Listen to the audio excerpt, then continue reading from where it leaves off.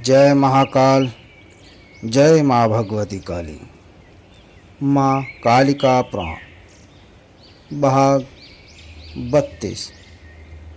सारासर निरूपण। महर्षि मार्कंडेय मुनि जी ने कहा, यह संपूर्ण जगत सारहीन है, अनित्य है और महान दुखों का पात्र अर्थात आधार है। यहाँ एक ही क्षण में तो उत्पन्न होता है और एक ही क्षण में विपन्नता को प्राप्त हो जाया करता है। यह निस्सार जगत शीघ्र ही उस भांति सार से उत्पन्न होता है और फिर महाप्रलय के संगम में उसमें विलीन हो जाया करता है। भगवान हरि ने उत्पत्ति और प्रलय से जगत की निसारता शंभु के लिए भाव से जगतों के पति ने दिखलाई थी।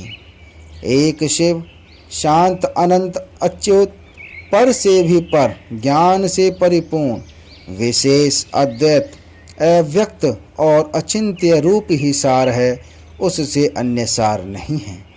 जिससे यह उत्तम जगत अर्थात विश्व उत्पन्न होता है, जिससे महास्थिति को प्राप्त होता है और पीछे लीन हुआ करता है।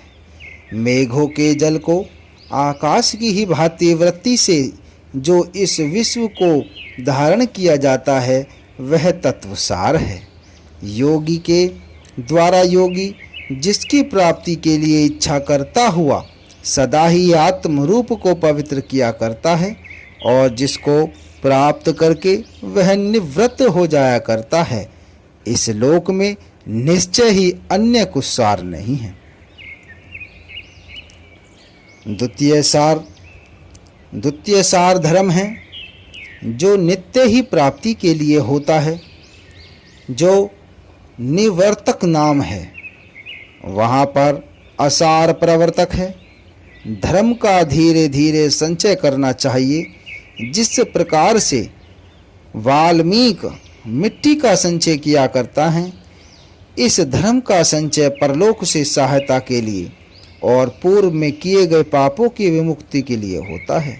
संसार के समस्त कर्मों में एक धर्म ही परम श्रेय होता है और दूसरे तीनों अर्थात अर्थ, काम और मोक्ष धर्म से ही उत्पन्न हुआ करते हैं। तात्पर्य यही है कि धर्म ही सबसे अधिक एवं प्रमुख होता है। प्राणों का त्याग कर देना श्रेष्ठ है तथा सिर का काट देना ही अच्छा है, किंतु धर्म का परित्याग करना उचित नहीं है। ऐसा करना लोक और वेद में बुरा होता है। धर्म से ही लोक को धारण किया जाता है और धर्म से जगत को धारण किया जाता है। धर्म के द्वारा ही सब सुरगण पहले सुर तत्व को प्राप्त हुए थे। 4 चरणों वाला भगवत धर्म निरंतर इस जगत का पालन किया करता है।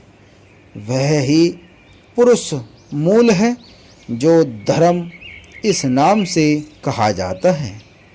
इस लोक में सभी कुछ क्षरित हो जाया करता है, किंतु धर्म कभी भी अच्युत नहीं हुआ करता है।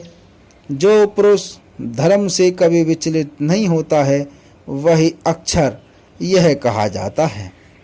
यह ही हमने आपको सार बतला दिया है और यह संपूर्ण जगत सार से रहित है। जिस प्रकार से भगवान शंभु ने अपने अंतर में ज्ञान से देखा था, जगतों के पति भगवान विष्णु ने यही दिखलाया था और शंकर ने स्वयं ही ध्यान के द्वारा मन से आत्मा को ग्रहण किया था, जो सार तत्व परम निष्फल और मूर्ति से हीन है।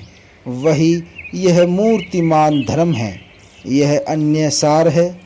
सार और इसके अतिरिक्त अन्य सब सारहीन है।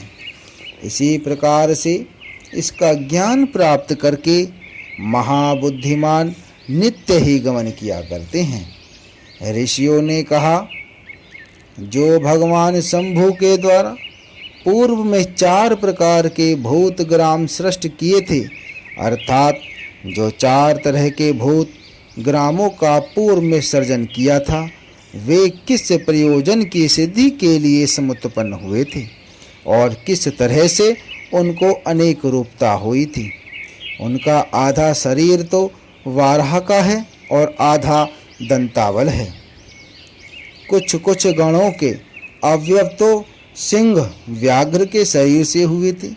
वे गण किस कारण से महान क्रूर थे और महान तेज ओज वाले थे, किन भागों वाले थे, यह सब हम लोग श्रवण करने की इच्छा रखते हैं। हे द्विज श्रेष्ठ, हमारी ऐसी ही इच्छा है। तो मार्कंडेय मुनि जी ने कहा, हे मुनियों, अब आप सब लोग श्रवण कीजिए कि जिस रीति से भगवान शंभु के गण हुए थे और आप जिसके लिए वे समुत्पन्न हुए थे और जिस कारण से वे एक रूप वाले नहीं थे, यह विषय बहुत ही अधिक गोपनीय है और यह धर्म, अर्थ और काम के प्रदान करने वाला है। यह परम तेज है और निरंतर परम तप है। इस महान आख्यान का स्मरण करके पुरुष इस लोक में और परलोक में दुख नहीं प्राप्त किया करता है। यह आख्यान यश देने वाला है, धर्म से युक्त है, आयु की वृद्धि करने वाला है और परम तुष्टि तथा पुष्टि का प्रदान करने वाला है। ईश्वर ने कहा, हे विभो, आपने जिसके वारा के स्वरूप को कल्पित किया था वह आपने पूर्ण कर दिया है कि आपने इस पृथ्वी को यथावत स्थापित कर दिया है। आपके ही प्रसाद से सब सागरों का संस्थान और नदियों का तथा क्षिति का संस्थान हुआ था और ब्रह्मा जी के द्वारा की हुई सृष्टि भी उत्पन्न हुई थी। आप सबसे परिपूर्ण हैं, यज्ञ में हैं तथा तेज से परिपूर्ण हैं। आप समस्त गुरुओं के भी गुरु हैं तथा आप पर से भी पर हैं। हे जगतपते, विकीर्ण हुई पृथ्वी आपको वहन करने में समर्थ नहीं है। पहले आपके द्वारा स्थापित शैलों के संघातों से यंत्रित यह पृथ्वी है। उस कारण से हे जगतों के स्वामिन, इस वाराह के शरीर को त्याग दीजिए।